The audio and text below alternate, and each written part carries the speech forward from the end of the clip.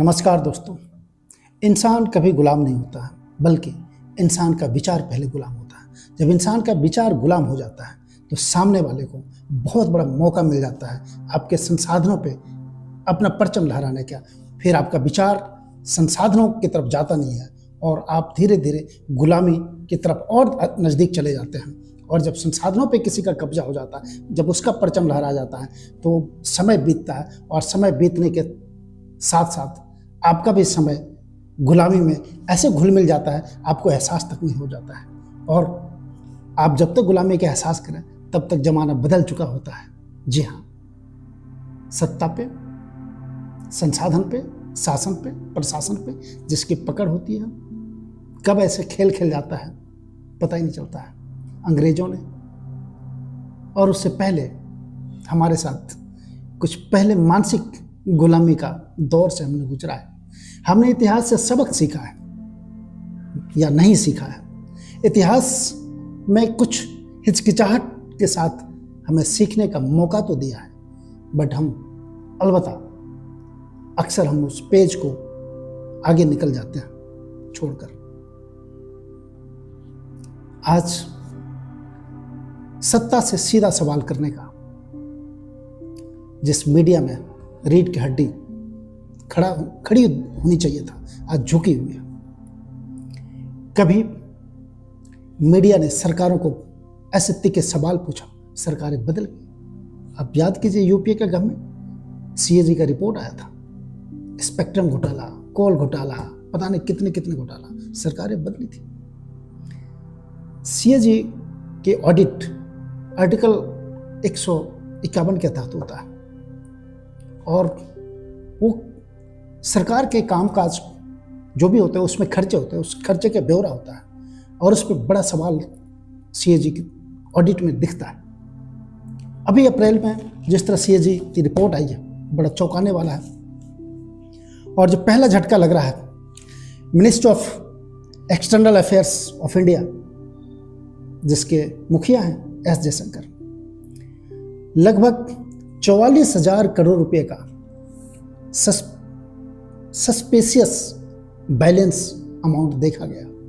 जब डिपार्टमेंट से ये सवाल पूछा गया कि ये 44,000 करोड़ रुपया इस सस्पेशियस बैलेंस के रूप में क्यों दिख रहा है, बड़े ही सरलता से, सहजता से सवाल का जवाब दिया गया कि एक रॉन्ग एंट्री है। अब ये रॉन्ग एंट्री है, मीडिया इसको सही एंट्री कर रहा है या रॉन्ग एंट्री कर रहा है, बट ये मुद्दे मीडिया में नहीं आया। दूसरा झटका फिर एक बार लगता है मिनिस्ट्री ऑफ फाइनेंस जिसकी मुखिया निर्मला सीतारमण है। यहाँ पे होता है इनकम टैक्स डिपार्टमेंट, जो बड़ी बड़ी कंपनियां हिंदुस्तान की है, जो बड़े बड़े बैंक हैं, उनसे पैसे वसूलना था, वसूला ही नहीं गया। और हुआ क्या, ऑडिट रिपोर्ट में पता चला 74,786.39 करोड़ रुपीस पता ही नहीं चला, वसूला ही नहीं। अब क्या इनकम टैक्स डिपार्टमेंट वसूलना भूल गई या भुला दिया गया या इसके पीछे घालमेल है? अब क्या है, ये मीडिया इस पर चर्चा नहीं कर रही है, मीडिया मैनेज हो जाती है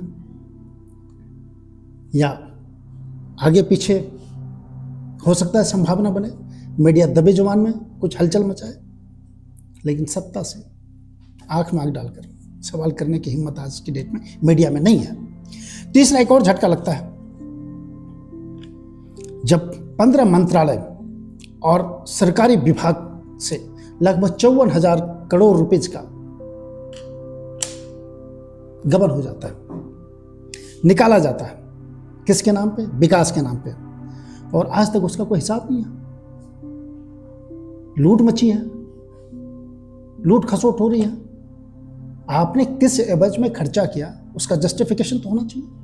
बिल कहाँ है, बिल के लेजर कहाँ है, फोलियो, ये सारी चीज़ों का ऑडिट की जाती है, तब पता चलता है इस ऑडिट में कि सरकार ने सही विकास किया और उस एवज में जितने पैसे लगने चाहिए था वो पैसे लगे। बट ये सारा लापरवाही है या खर्चे हुए हैं या खर्चे कहीं और हो चुके हैं, उसकी लीपापोती करने में शायद भूल चूक हो गई है या जल्दबाजी है। सरकार राज्य की सरकारों में व्यस्त है, चुनावी दौरे का जंग है, तमाम चीज़ें उलझनों पे एक उलझन के बाद कई उलझनों होती जा रही हैं और विचारों से आज की जनता लगभग 80% गुलाम हो चुकी है। अगर नहीं है तो 80 करोड़ जनता ये लाइन में लेकर चावल दाल की लाइन में क्यों खड़ा है? एहसास करने की बात है। क्रांतियां ऐसे नहीं होती हैं। क्रांतियां कुछ मुट्ठी में लोगों के द्वारा की जाती है। जब मुट्ठी भिज ऐसे करने की ताकत एहसास हो जाए, रोड पे निकल जाने से क्रांति नहीं होती है। रोड पे तो आज दर्शक के रूप में क्रांतियां के नाम पे भीड़ जुटाई जाती है। क्रांति दिमाग में होती है। Thank you so much.